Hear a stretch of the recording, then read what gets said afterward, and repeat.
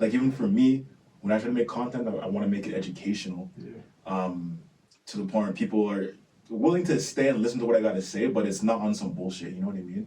Just, you know, be mindful of the people you surround yourself with, because if you surround yourself with like foolishness, people are gonna look at you like, so like, that's you? And like that video went super viral. I went from like maybe 50 followers from like local friend to like 4K and like over like the span of like a month. And like it went super viral. People all over the world are sharing that because it just hit. That same quote hit. And I'm like, that's all I want to do is be able to make that sort of impact off of me just having fun.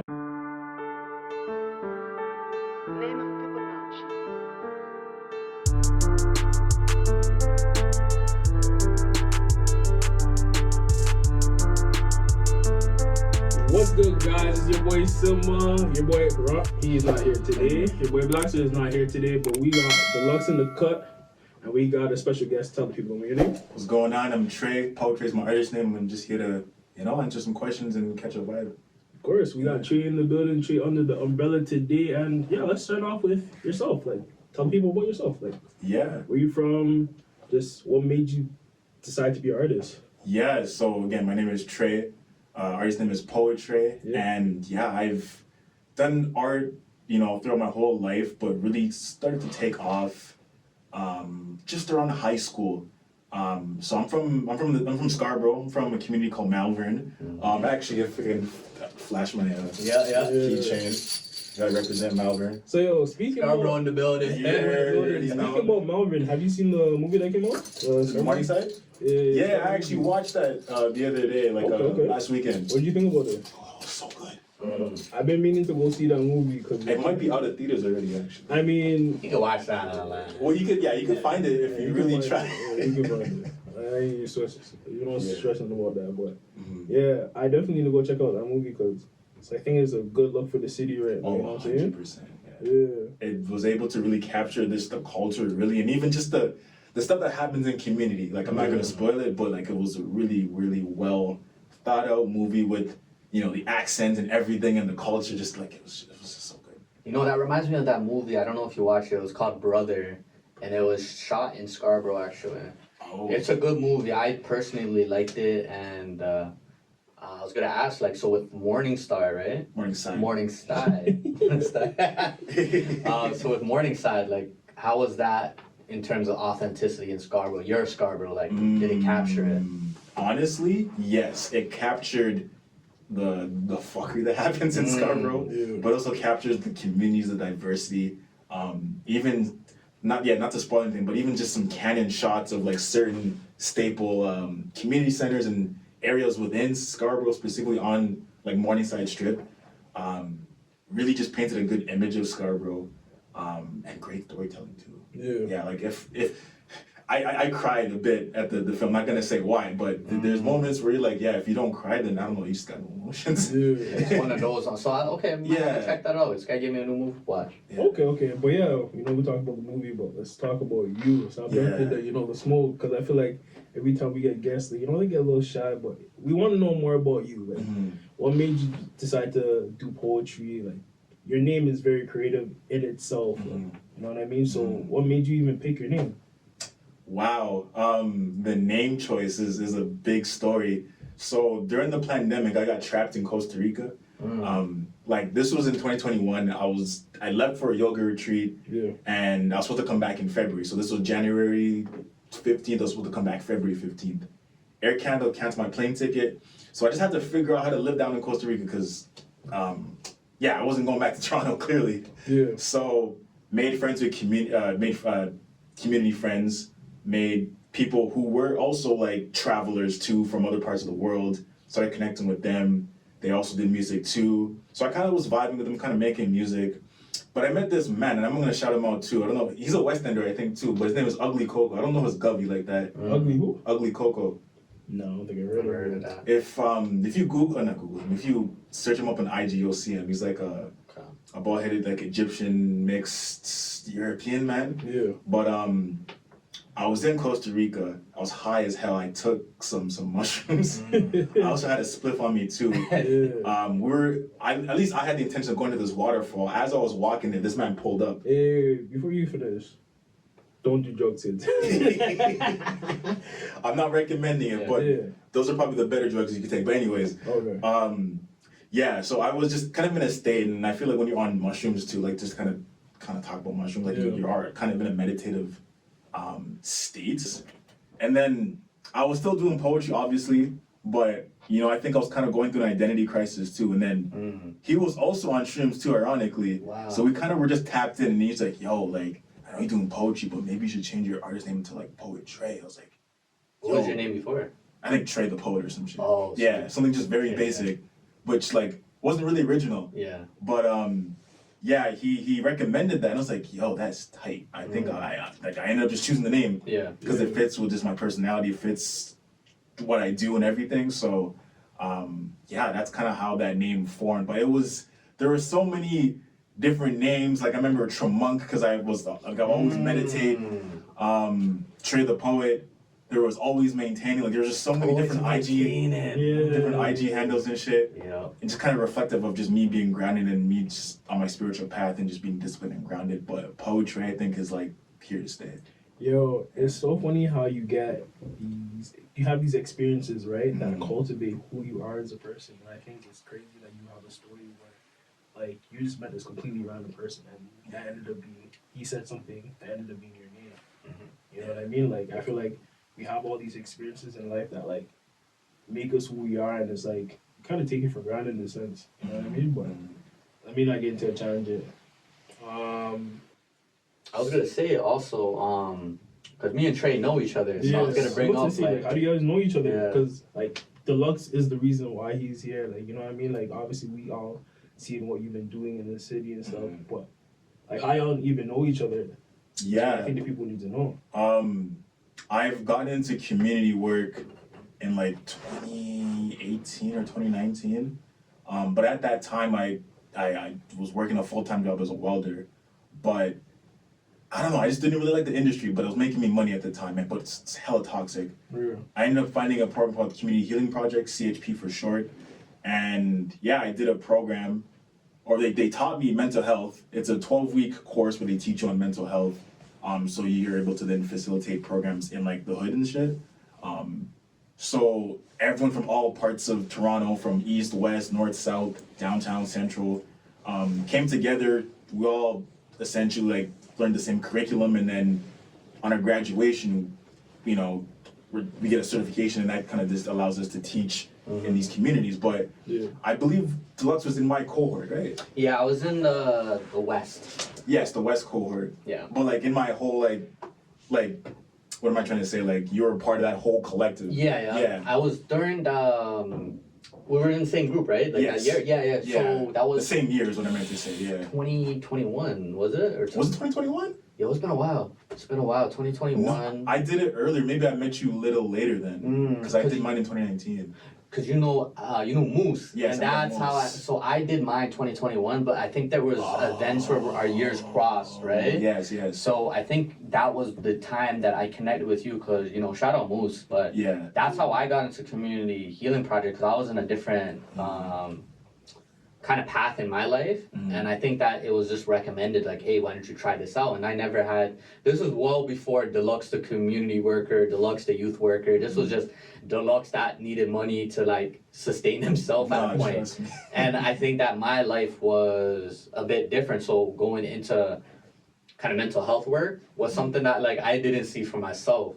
But I tried it out, and I think that it was honestly the best experience I ever had, because I met people that I don't think I would have met, because I was more or less like in Jane and Finch all the time. So this was an opportunity for me to like branch out and actually see like more of what's out there in the world.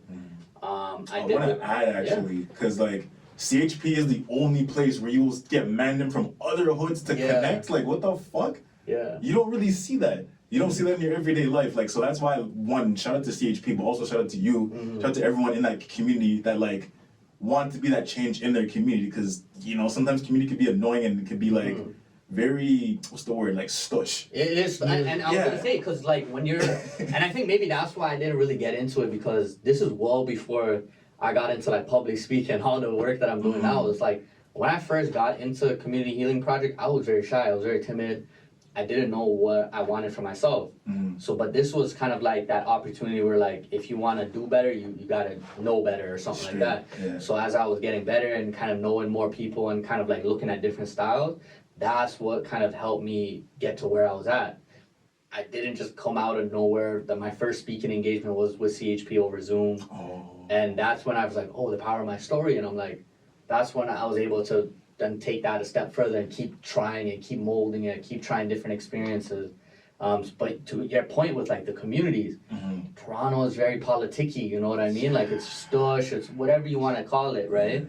So you had people from the East End, you had people from downtown, you had people from the West End where I'm from, and all of that brewing in one pot. Like that's a recipe for disaster, if I'm being honest with you. You got these, it's like a house party. And you know how those house parties, they're like, yo, leave the politics at home. But no one's leaving nothing at home. Everyone's pulling up. Yeah, straight. And he's gotta go. But I feel like CHP, it was a great curve because now people can connect. Anytime they're in Jane and Finch or the West End, you holler at people there. If I'm ever in the East or whatever, I gotta holler at Trey, like no problem. Yeah, straight up. Yep. Yeah. So, yeah, let's change gears. We'll switch to our Pandora's Box segment. So anytime we have a guest, for new viewers and everything, anytime we have a guest, we have the guest open this box and there is an assortment of random questions. So we don't even know what's in there, to be honest. So once he reads it, complete the sentence. The world would be a better place if. Wow. Okay. Hey, actually, yo, anybody have an answer to that? 'Cause like right now with the climate and everything, there's a lot of things that I feel like don't need to be in the world right now. Man, I mean, if I'm gonna say it, man, fuck free Palestine. There should be no wars right now, but it's over some greedy politicians and greedy political power that kind of dictates how not only money is being spent, but just how they want to try to shape the world. Yeah.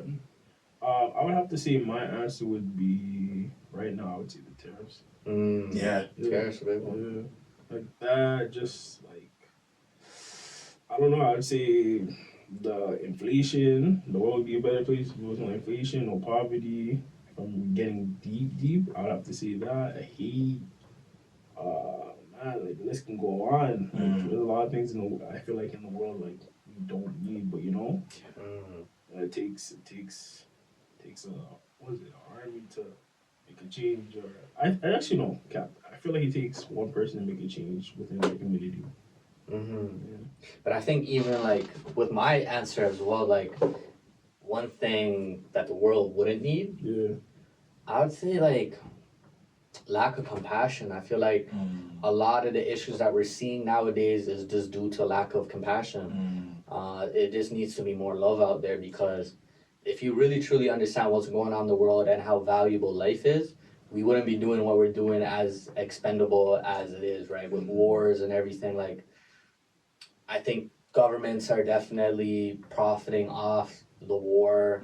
I feel like the travesties that we're seeing day to day by the media, and you know, the internet is a place where now you can find your own truth and everything. So it's not like propaganda is rampant anymore. People could go out and research and do whatever they want now.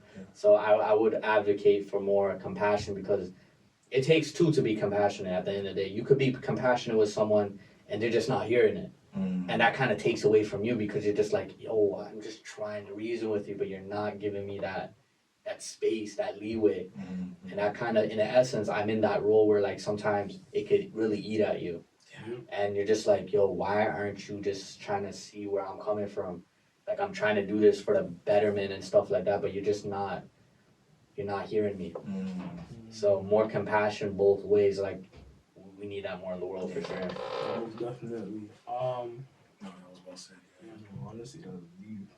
But yeah, I'm gonna open the box and read the next question.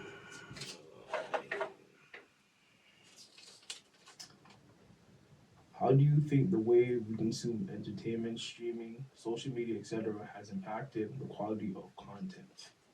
Dude, we're on theme with these questions going on. Yeah, and you know what's so funny? It's not even like, yo, we're like, choosing them individually. Like I said, it's random, right? So, but yeah, to answer the question, I feel like the way content's set up, it's to garner our short attention span. And talk to them. Come on. Hey man. Yeah. Hey man. See man. All I gotta say. Man. But yeah, yo, it's going to attack our attention spans, and as a content creator, like I've noticed it, and it's a blessing and a curse because we, like as a content creator, I want to speak on that perspective, that POV. We do it to gather people's attention, but in the pursuit of doing that, it's shortening people's attention, and it's kind of sad because like once upon a time, people would be able to pay attention to long form content, but now like since we're attacking these short form spaces for people to view, it's like all right, like nobody cares for like these long podcasts or these long movies, like. Even me myself, like I find it hard to watch a long movie because I'm so used to like TikTok and short form content, and I feel like even with TikTok, like yo, that is not good for your like your memory or just like your day-to-day actions and stuff. I feel like everything in moderation. Yeah. That's my answer.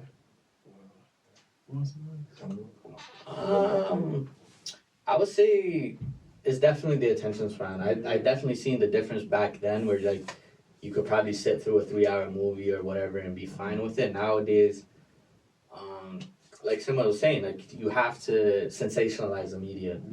And I think that even goes with the media, and it's like breaking news, it's like it's not even that breaking news. It's like it's just some regular, but it's the what do you call it? The sensationalization of the media, moral panic. That's what I'm seeing. Because that was actually something we studied in criminology. Is the moral panic. Make it a big issue. Like even with the pandemic, they were making it seem like it was blown out of proportion and everything like that, right? But when we get down to the nitty gritty, that's what we're seeing day to day, right? Like people were trying to downplay it at the same time.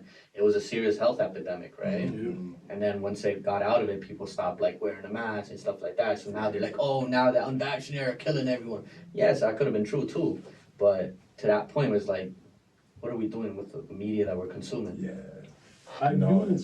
Sorry for putting in, but I do want to add that there is some pros to it because I do feel like more resources, like financially and also more educational resources have been provided through entertainment. Like, we got more access to entertaining documentaries. You know what I mean? Like, you know, Find Your just dropped the documentary. Shout out to Delux. You know, he just dropped the documentary. You know what I say? Shameless plug. But yeah, stuff like that. So like it's not always a bad thing. It's not completely a bad thing, but yeah, there's a lot of cons to it at the same time. Yeah. Well, yeah, true.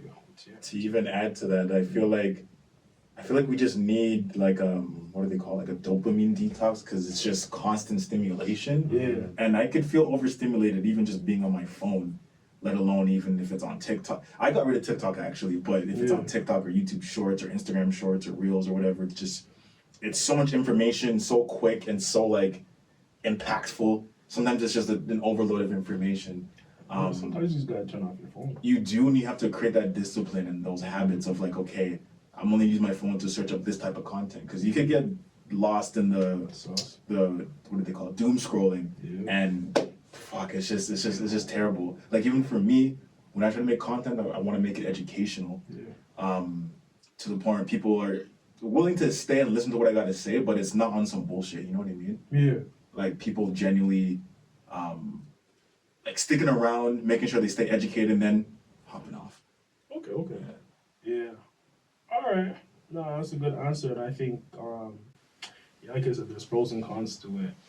I just feel like we gotta limit the amount of social media entertainment, because we're in a different era. Like I think before we had the TV, where it was, oh, you can watch a program, and then obviously like that program ends, and you find something you don't want to watch. This was well before that time with a Wi-Fi TV. Because like now, like everything's accessible to us. Like if we want to watch a show, we can watch it. If we want to watch another show that we like, we want to watch it. Before it was like everything was, it was already pre. Kind of like programmed. Yeah, programmed. Yeah, I was gonna say scheduled programming. Yeah, and like 7:30. This is what we're watching. Things on demand wasn't like a lot of things were wasn't on demand, right? So it's just you got, like I said, turn off your phone, go outside, smell the roses. That's why I like to say smell the flowers and things. Touch some grass. Literally touch some grass. Touch some grass, but we got one more. Okay. We'll do the last one. And we'll shaking this. I'm shaking it.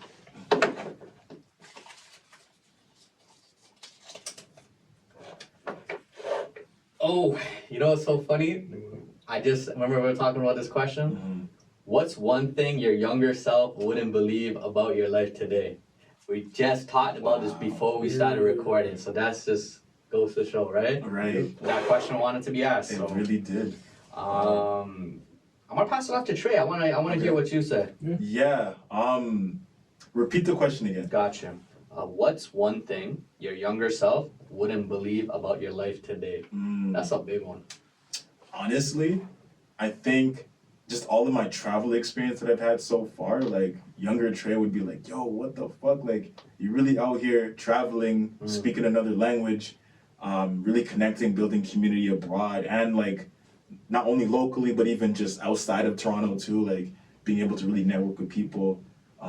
Because younger Trey was pretty, I don't know, I think really, really young Trey was loud, and then high school happened, he got really quiet. Now, like, he's more of an adult, and now he's like, yo, fuck this shit, let me just network and just be with people and connect. But I think younger Trey would be proud of current Trey because of not only the community he's developed, but even the things that he's done. Again, being a poet, even having sort of like a little grassroots organization, Hood Man to Manhood, I'll talk about that later.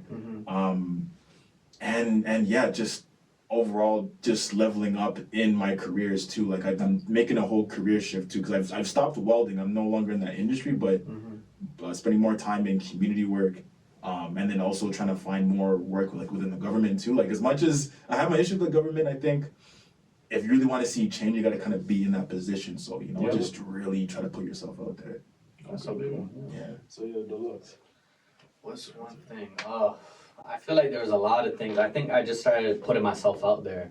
And I think that the vulnerability that I've embraced throughout the years, it was something that really carried on, because I feel like when you were growing up in Jane and Finch, and we talked about this in the documentary, was that Lil Six actually articulated it perfectly, and I think that what described my experience was that when the bar is set so low in your community, that once you rise above it, sometimes the people are going to look at you and kind of be like, yo, what are you doing? Like, you're doing too much. And I don't feel like I'm doing too much. I think I'm doing what I needed to do to get outside of this, because my life was bigger than just Jane and Finch. I think that the work I do supports a lot of youth in Jane and Finch, but people don't know I had to go get flown out to Ottawa to get these things to happen. And if I didn't go to Ottawa, we wouldn't have the things that we have now. If I didn't go to CHP and I wasn't a part of that, I would have met the people that I met here to make stuff happen when I'm doing it now. I wouldn't have received the support that I get so much more outside the community that I was born and raised, and more funds and grants that I've received outside of my community.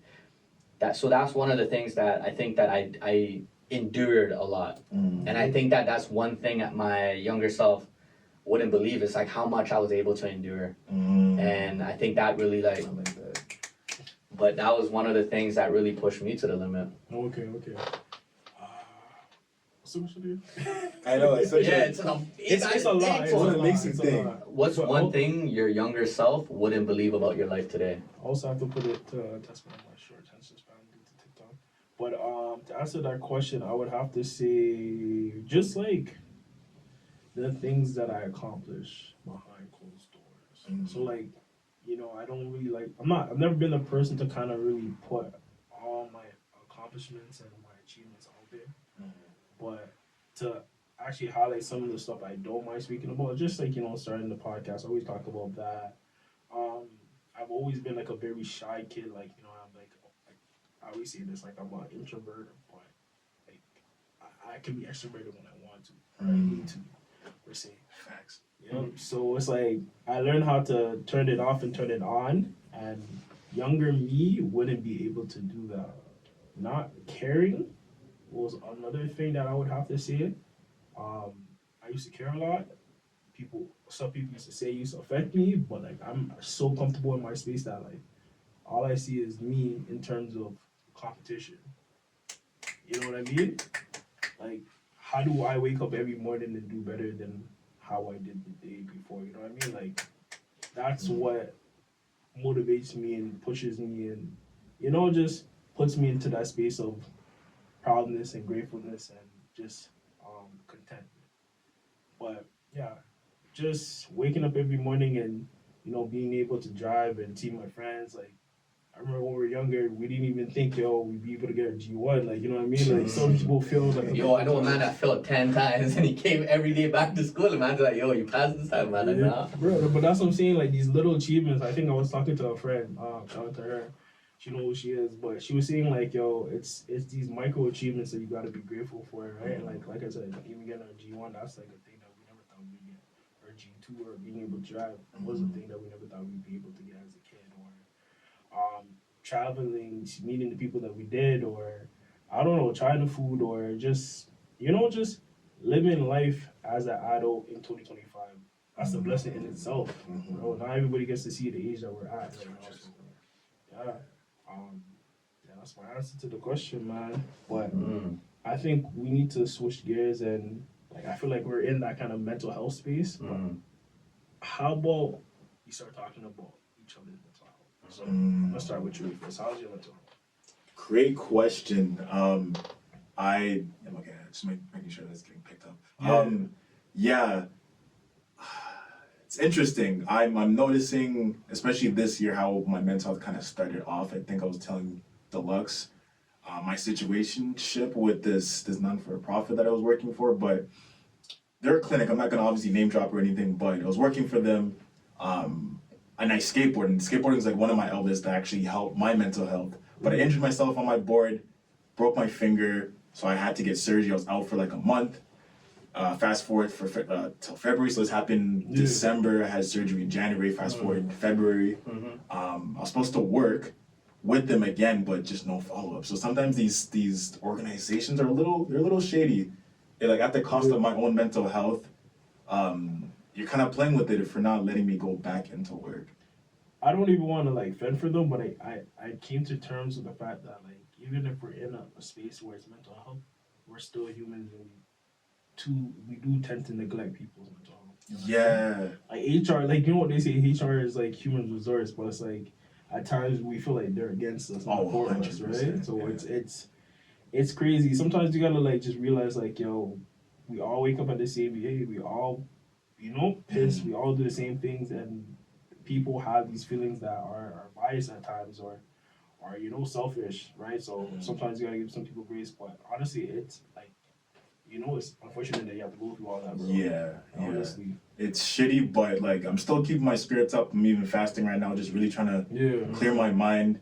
But there's other organizations out there that still, you know, fund me and stuff. So like I'm not trying to put too much weight on them, but more just like disgusted, like, cause what the fuck? Like, it's shitty. Bro, like I said, it's unfortunate you gotta go through that. Yeah. Like, trust me, like mental health is such an important thing, especially as stay hungry and maybe it gets better, cause bro, people we really be going through it, you know, like sometimes you wake up and you don't feel. Friday just dropped the album, like I think it was called Sometimes I Feel Good, or Sometimes I Feel Bad, Sometimes I Feel Good. And I watched the interview where he was just saying like, yo, like there's just days where he's just not the best, like bro, like just the world's on him, right? So yeah, bro, I'm happy that we have a space to have these conversations, and you feel like safe to have speak your piece, basically. I wanted to add real quick, in reflection of all that I've been going through, I have this little grassroots organization called Hoodman to Manhood, and it essentially tackles that, especially for us Black men. Like we don't really have spaces for us to really speak on our emotions, and I've kind of created a digital platform for us to speak on stuff. I've created, you know, short videos. I've created like captions for people to read and like feel better about themselves. So it's like, for example, if you're feeling unworthy, here's probably why, and here's how you can make yourself feel worthy, for example. I have a short video. I did a program, sort of like a programming with another organization where I got funded for that, which is great. But essentially, the program entailed us going on a hike, kind of clearing our mind to the hike. But while we're going through the hike, we have like topics.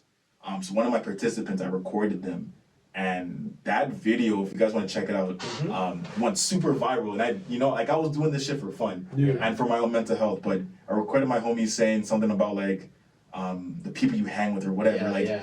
You guys could like pull it up. Go watch the video. Watch the video. We'll link it. Drop the video. But essentially, he says something about like just be mindful of the people you surround yourself with, because if you surround yourself with like foolishness, people are gonna look at you like, so like that's you. And like that video went super viral. I went from like maybe 50 followers from like local friends to like 4K and like over like the span of like a month, and like it went super viral. People all over the world are sharing that because it just hit. That same quote hit, and I'm like, that's all I want to do is be able to make that sort of impact off of me just having fun, because that actually highlighted my career in that in that page that I made. But like it's me continuing that work, so I'm still doing it. I don't have anything super viral like that, but I'm still putting out content here and there. And that's the most important part, because it's not about the viral moment. Yes, it is. I'm not gonna lie to you. That milli was a milli, right? But at the same time, as content creators, we gotta keep doing it, because you never know. Like maybe the next video I do is gonna hit the milli. When you hit the milli, you didn't know it was gonna hit a milli until it happened, and you're like, yo, I have something. Exactly. I feel like when you hit that viral video, I've never hit a viral video, but I've seen people speak on viral videos and stuff. It's like, yo, what do you do after that? Like you said, you gotta keep the stove running. 100%. Just hit it while it's hot. Keep going, keep dropping. Don't even get complacent. Trust me. You gotta stay hungry. Pun intended. Right? So, yeah, man. No, just to speak on that too. Even when I went viral, I still posted videos for a bit, and then I kind of went on a hiatus, and that was on my fault for sure. But like I'm back to it now, and just the consistency that comes with that. Yeah, man. Consistency is a big thing, and like even us as maybe it gets better podcasts, we started small, and now we're like, well, we're getting to that point, right? And like I think one of the biggest compliments that we get is just consistency, right? And I look at the numbers, I see the growth, and like it's just I notice the one thing that's been helping us grow is consistency. Yeah. But I feel like we got off topic with the mental health question. Like we're on the same lines of it, but like so in terms of my mental health, I would say like I'm good right now. Like I feel like I'm at a reset stage in my life where things are a little bit chaotic.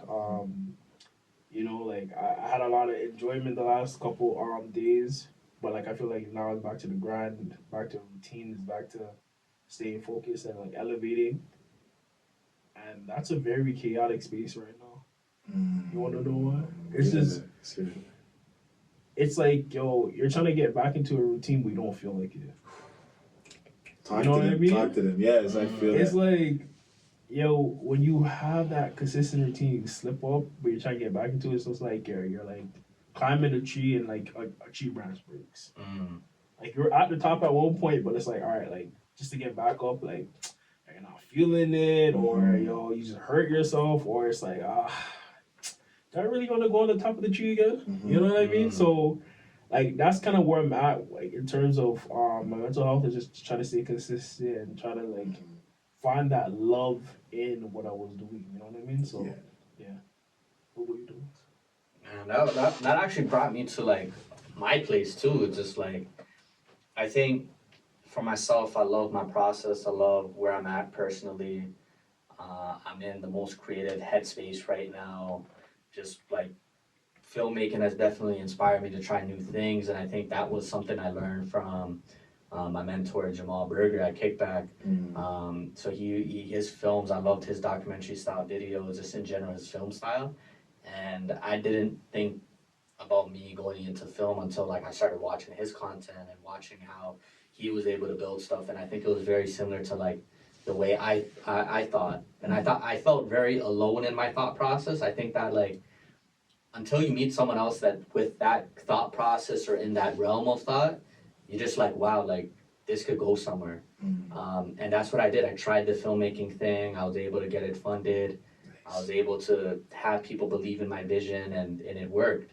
And I think I definitely hit the lottery with the documentary I just released this time, and I think that it's going to open a lot of doors for like me trying new styles of film, like trying to give realistic accounts, unfiltered. I'm in, like I think my day-to-day is very chaotic. I think that it takes, like I said, endurance was a big thing that I learned in Jane and Finch when I was younger, but now I'm looking at it as like, if I came out of that, then I think I could do anything.